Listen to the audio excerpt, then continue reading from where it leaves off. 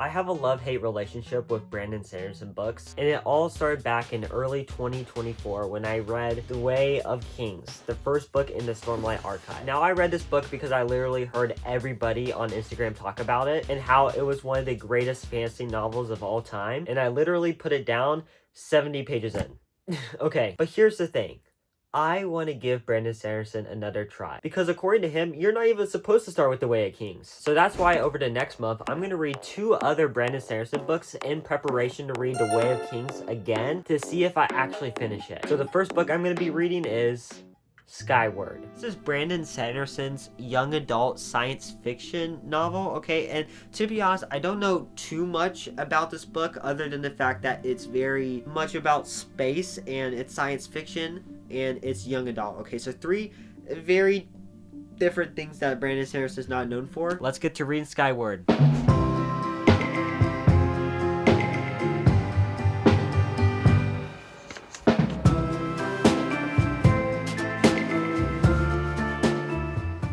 Alright, so it's been about a day since I started reading Skyward, okay? I started reading it yesterday. I'm on chapter 9, page 69, so I've got a pretty decent good length into Skyward, and I finally have a really good idea of what this book is actually about. Skyward follows this 17-year-old girl named Spencer. Her planet has been under attack for literally decades by these aliens, right? And so when she was younger, her dad worked for these pilots that were fighting against these aliens. But her father died whenever he left the rest of his team that was working against these pilots. So basically, her dad has been known as like this coward who backed off from fighting these aliens for so many years, even after his death. And so Spencer wants to become a pilot. She wants to fight these aliens, all right? She wants to do her dad's legacy, continue fighting them. But she really can't, because people still see her as her father, a coward, right? So they don't want her to join the team. Really interesting book so far. Like I said, 70 pages in.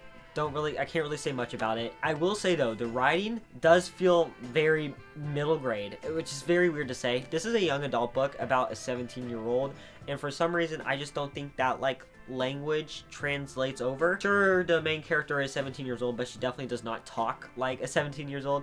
They use a lot of words in here that I'm like, I just get straight up middle grade vibes whenever I hear them. One of those being scud, like as in like crap, like instead it's just scud, which for some reason just gives me just really bad middle grade vibes, which is fine. That's usually something that happens when a author that usually writes for adult fantasy, classic fantasy, right, who writes in this writing style that really is only understandable to people of a certain age. Brandon Sanderson doesn't always write young adult, okay? Still, very interesting story. Really has me hooked, really has me gripped to see what happens in the rest of this. I'm really excited. And so yeah, I'm gonna read some more pages tonight.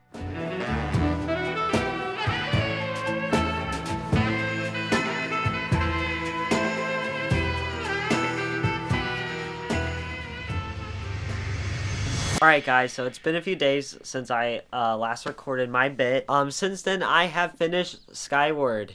Yes, I have. Oh my goodness gracious. Okay, so I gave Skyward 4 stars, okay? It definitely got better as I went along. The story is really fun. I think the characters are just super fun and super cool. My only big gripe with this book was really just like the characters not really, I guess, talking as they would, you know, their age. I don't know, especially like the way they act, but especially as the story goes along, I feel like that gets a little bit better. Scud is still a word that is highly used. The thing is, I also know that like Brandon Sanderson makes his own profanities in like his books, so that might just be the word for Skywards. Okay, no, but seriously, Brandon Sanderson's writing in this was super fun. Like I kind of said, it seemed like he was trying to aim for young adult, but ended up like going a little bit lower than expected. But definitely as the book goes along, it gets a lot better.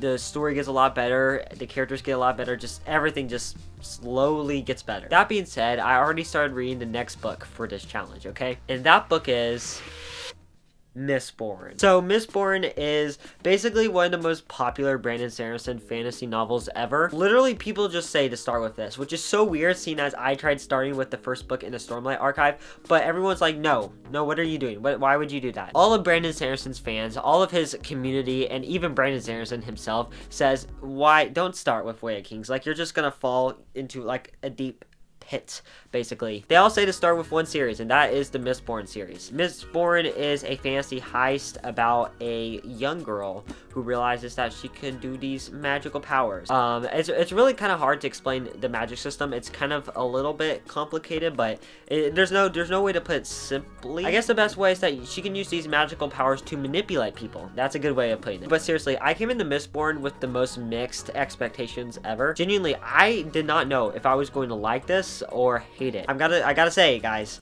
Mistborn is fire, okay? 168 pages in, and oh my goodness, this has been one of the coolest things I've ever read. The magic system, the characters, most of all, and this plot, it just has me hooked, okay? I'm so excited to read the rest of this book. That being said, I'm gonna go read some more Mistborn.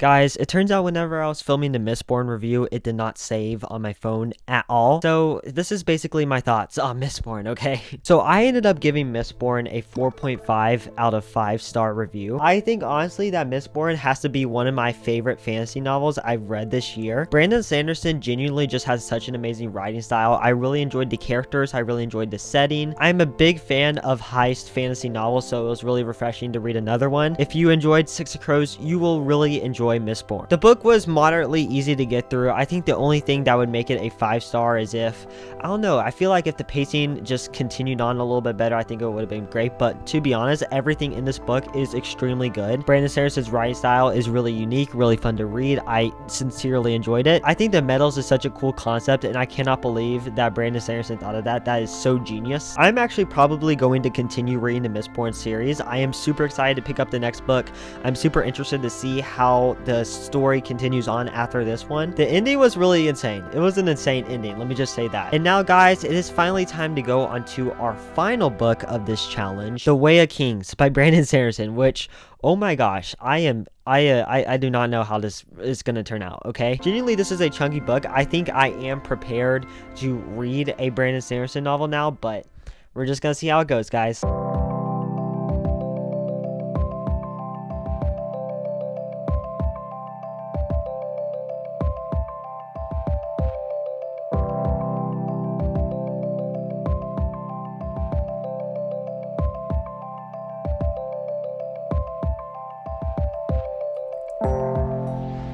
It's been a while since I've talked about the book, but I am currently on page 645 of The Way of Kings, the first book in the Stormlight archive. And let me just say, wow, this book is actually going so well. I have not felt the need to put the book down or DNF it yet. I think the main thing that's keeping me going through reading this entire book has to be Brandon Sanderson's writing. Legitimately, his writing is just so profound. You're just like in awe of reading it, basically. Like, I've never annotated a book before in my life, but with The Way of Kings, there's just so many banger lines that I just feel the need to underline them. One of them being, "We exist to be killed," Kaladin said. He blinked, glancing at the other few members of Bridge Force sitting apathetically in the rain.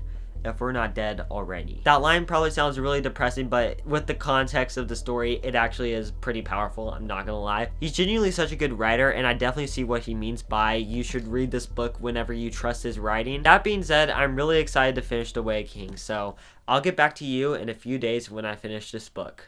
Guys, I'm gonna try and finish Way of Kings tonight. I don't know if I'll be able to do it, but I'm gonna try, okay?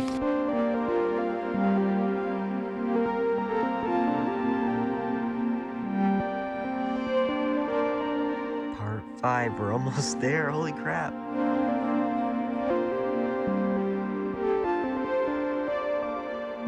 Guys, the final 10 pages of the Stormlight archive, let's do it.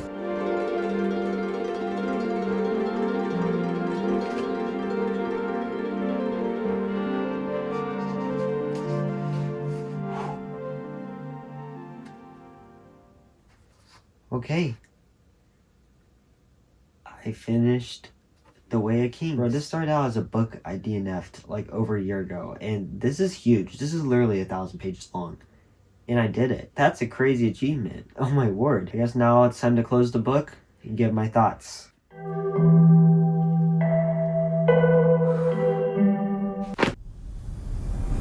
Alright, so it's been a day since I finished The Way of Kings, the final book in this challenge, and I got some thoughts, okay? One, I think it's already an achievement within itself to complete this book, seeing as I originally DNF'd it. And I have to say, my final rating after lots of thinking has to be 3.5 out of 5 stars. And now before you go slander me for having that rating, because I know a lot of y'all fans are like really protective over this book, okay?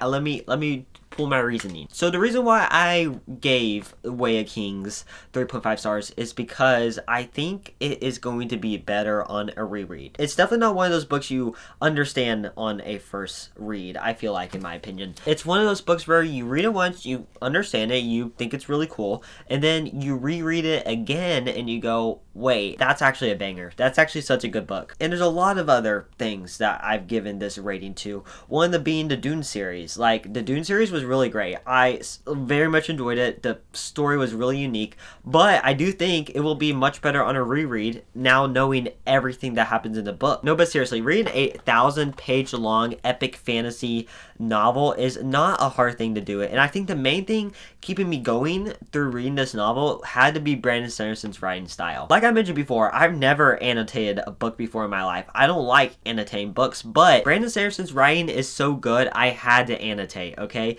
There's some just lines that just really stuck out to me, and I just went, wow. That's good, okay? Probably my favorite character arc in this book had to be Shallan's character arc. I think she was the most relatable. Definitely my favorites out of all the characters, but I just gotta say, her arc stood out the most to me. Her kind of heist storyline was really interesting, and I very much enjoyed that. That being said, I still cannot get over the fact that I finished this book. Like, what the heck? But in all seriousness, some of these books have legitimately the best fantasy writing I think I've ever seen. I am definitely going to be picking up more Brandon Sanderson books soon.